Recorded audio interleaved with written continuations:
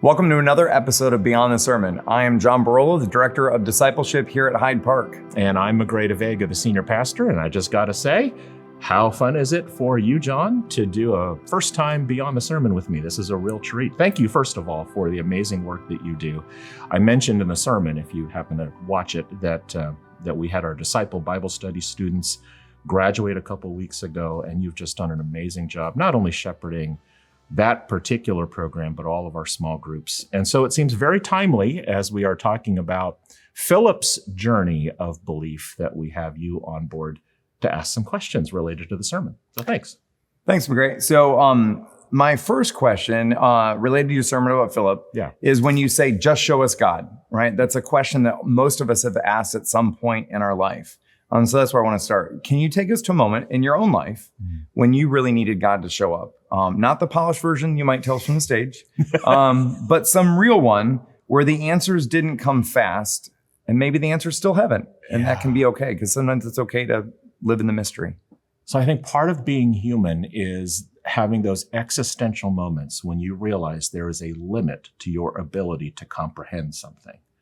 And so for me, oftentimes that happens in the middle of the night, just as it often does with people who are on a spiritual journey, where you are finding your soul bare, asking questions about ultimate purpose, ultimate meaning.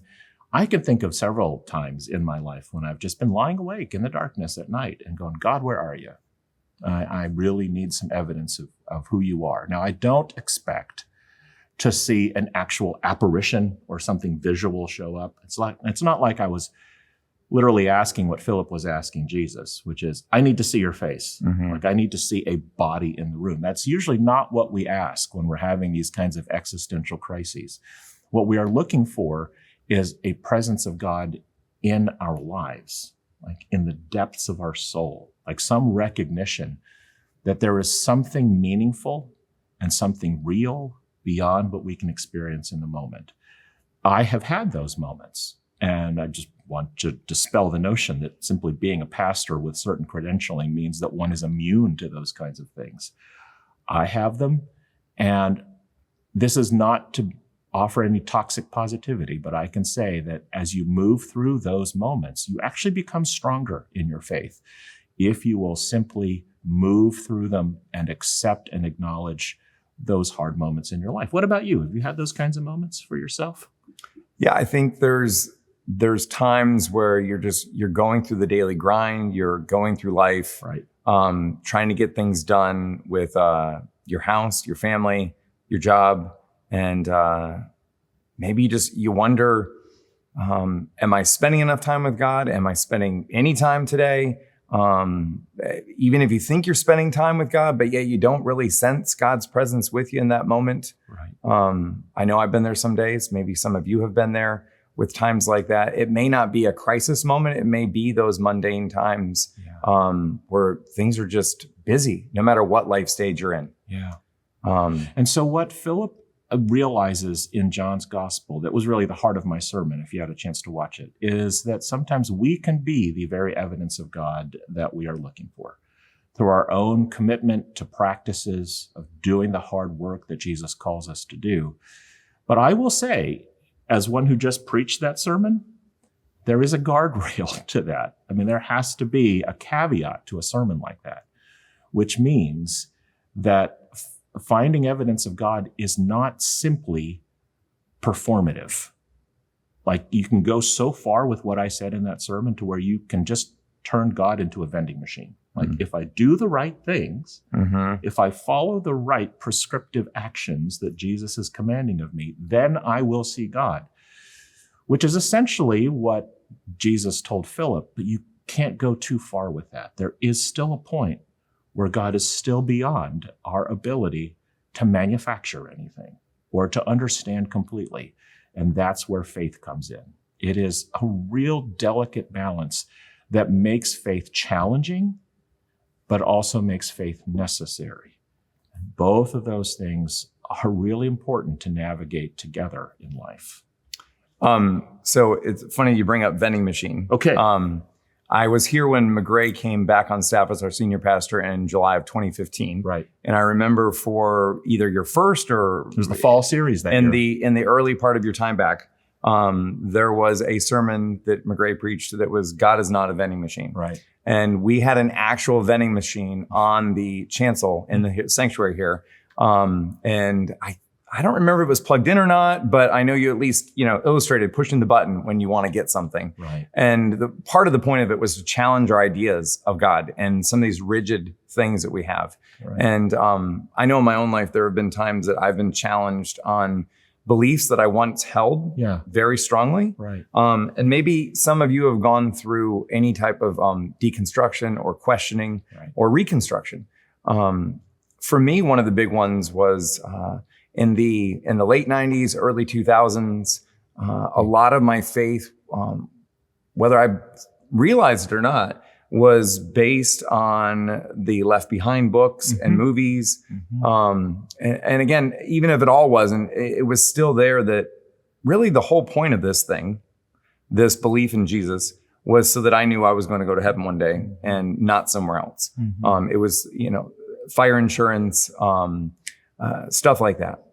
And it wasn't until I was challenged one day by a pastor who said, so you've been a United Methodist this whole time and you've never heard a different perspective on the book of Revelation? Really? Right. And then they weren't telling me that what I believed was wrong.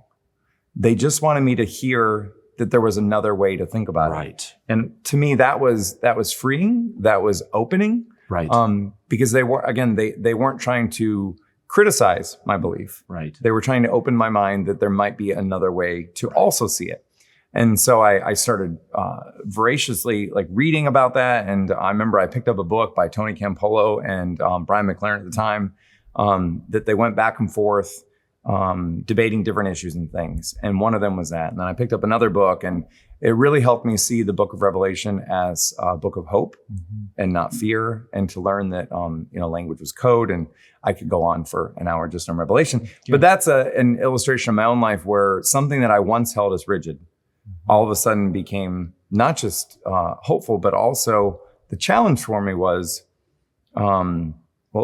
if that's not what it is, if that's not the whole point, what's the point? Right. And so I had to discover Jesus in new ways, learn about God and what it means to be a disciple in different ways. And I once held as this is it. So, and that might seem like a scary proposition. There may be some folks who are watching this thinking that seems like an admirable journey to go on, but that seems really scary. And it's okay to think that and believe that. That may be where people's journeys are. But I would remind us that the Bible is full of evidence that there are multiple voices talking to each other to discover reality in tandem together. This is why, as I've said, we have 4 gospel narratives rather than just one single unified one. There are multiple multivalent voices in the Gospels. That's why we have 2 creation stories, Genesis 1 and 2. This is why we have multiple versions of Old Testament history with Samuel and Kings and Chronicles.